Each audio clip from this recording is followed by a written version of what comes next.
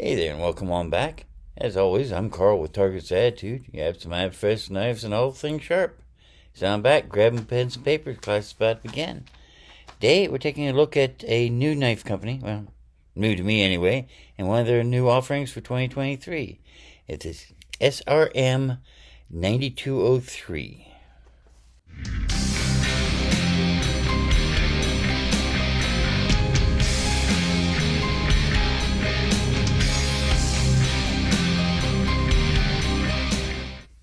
That's right, SRM. And the knife is considered to be an Ambi Lock, or at least that's what they're calling it. Before we get into this, let's get the syllabus work out of the way, though, shall we? If you're new to the channel, welcome. I do mainly knife reviews. Occasionally I'll do a review of some camping or survival gear, compasses, flashlights, cooking equipment, that sort of thing. But mainly knives. Then I also do a series that's called Knife Basics, which you really need to know. This series is aimed more at those who are new to the world of knife collecting and wants to know what we mean by all these fancy terms. What is an Ambi Lock? What is a liner lock? What's a frame lock? What's G10? What's micarta? These sorts of things. Basically, it's aimed to get you to the point where you go to a knife show or a knife shop and not sitting there going, oh, okay, I guess so, when someone starts describing something about the knives to you. As far as those of you who have been with us for a while, welcome back. I'm glad you could make it. Just got one curious question for all of y'all, and that is, have you subscribed yet? Okay, I'm hearing crickets here. Okay, I see a couple people here who admitted that they subscribed, but there's a whole bunch of you out there that haven't yet. Why not? I mean, it's a simple win-win situation. You win by subscribing because it means that you get notified every time I do a neat new video. I win because the more subscribers I have, the easier it is to get the things that they're going to make for neat new videos. So let's help each other out here, shall we? But enough about that. You're actually here to see about the knife, not hear me talking on about subscriptions to like. So let's get on to it. SRM is relatively new to the States. Apparently it got started in China back in 99, I want to say. Let me double check something here. Oh, come on. Enough of that. Just cooperate with me, will you? Yeah, it started in 98, December of 98. And the name, SRMs, stands for Stay Ready for More. Kind of a interesting name. Not sure I'm that fond of the connotation, but hey, it is excellent. Company seems to be well made. The knife itself has skeletalized liners, if you can see that. I know it's kind of hard on the screen, but that's nice. What they call an Ambi Lock is basically you've got a bar that when you pull it back, releases from the knife so that you can close the knife. It does not work for fidget like a Civivi button lock, but it's still a nice lock. And you can spider flip it with that nice hole, so that's handy. The steel is kind of interesting. It's 10CR15 COMOV, which is a Scandinavian Sandif steel. Supposedly it's about equivalent to the AUS 10 steels from Japan. Supposed to hold a nice edge and keep it for a while. I haven't had this long enough to tell if that's true or not, but we'll assume that it's telling us the truth. Nice backspace, fill up most of the back end so you don't get stuff cut down in your blade. Nice little lanyard hole. The pocket clip can be flipped from left side to right side without any problem. But you can't go it to tip down. It's only tip up. Not bad.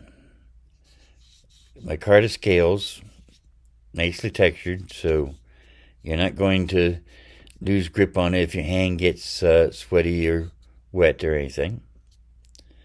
A nice drop point style. Looks like a flat grind. I really have to use a magnifying glass on this one to tell for sure, but maybe it is a convex grind or a hollow grind. A little hard to tell, but either way, it feels good in the hand. Some nice jumping on the back, right, perfect position for the thumb. Such a fine choil on it that you're definitely not going to use it as finger choil. It's a sharpening choil only. Not that that's a big deal. All in all, it seems like it ought to have some potential. But how well will it do in our standard barrier test is the main question. So let's see. As always, this is straight out of the box, no touch-up or anything like that. We'll start with a piece of paper, since opening envelopes and that sort of thing is biggest use most people have for knives. And oh my, that thing is just gliding right through, nobody's business. That is sweet. Let's see here, piece of cardboard, standard corrugated cardboard, single layer.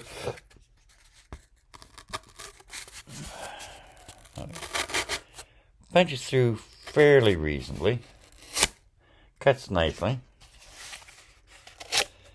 threads nicely, so it's definitely going to open up any box you have to worry about without too much trouble. You know what? I forgot to grab something to use for hang packaging test. Oh, wait a minute. Just got in some new zip ties. Let's see how well it opens up these. Wow, that seems to be promised good for almost any hang packaging test. As long as we open these up, let's go ahead and do them next, even though they're not in the order I normally test things in. And let's see here. One and done. Very nice. Let's go to paracord.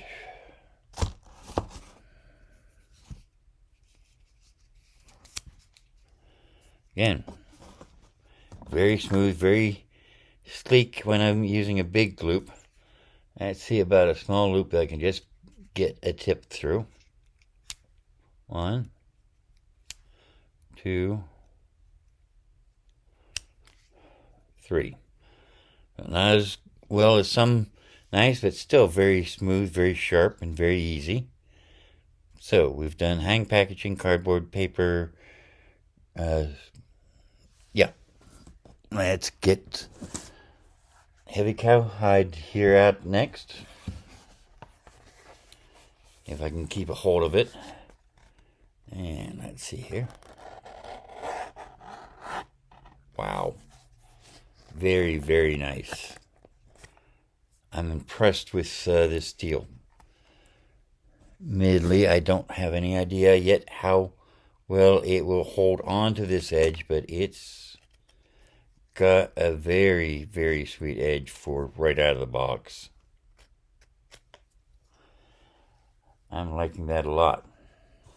So, let's see here. Cowhide, cardboard, zip ties. Okay. Let's get some tests done on wood. Back to our well-chewed piece of cherry here.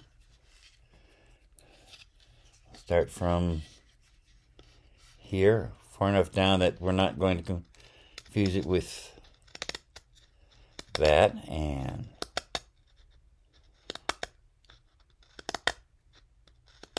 my goodness, it's feathering that up gorgeously. So making a feather board, easy, very nice. Let's see here how it does. Very sweet. And let's see about chopping.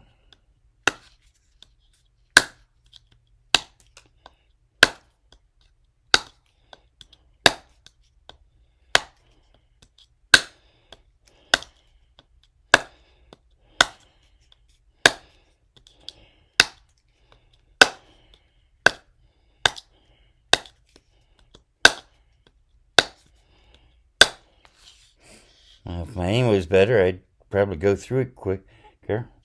Not that I'd ever use a folding knife for chopping in a piece of wood out in the field, but it's still nice. Let's see here. Do I have a shorter piece of... okay. Piece of pine. Let's see how this does with batoning. Push that back a little bit. There you go. And again, don't really recommend doing this with a bare hand.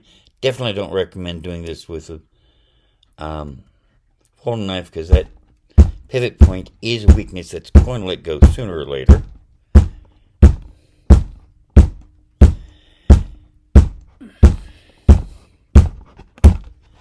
And it's batoning in quite nicely.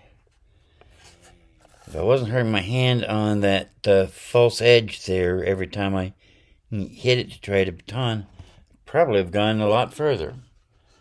But unfortunately, my leather glove disappeared, so I've got to get a new one before I do any serious batoning again.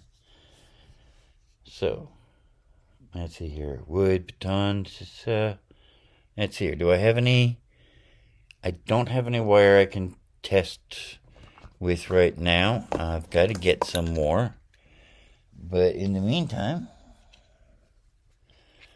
let's see how it does with a ferro rod, shall we?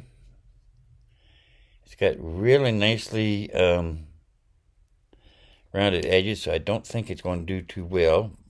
But okay, not like that. It's that tiny choil. Getting some sparks there.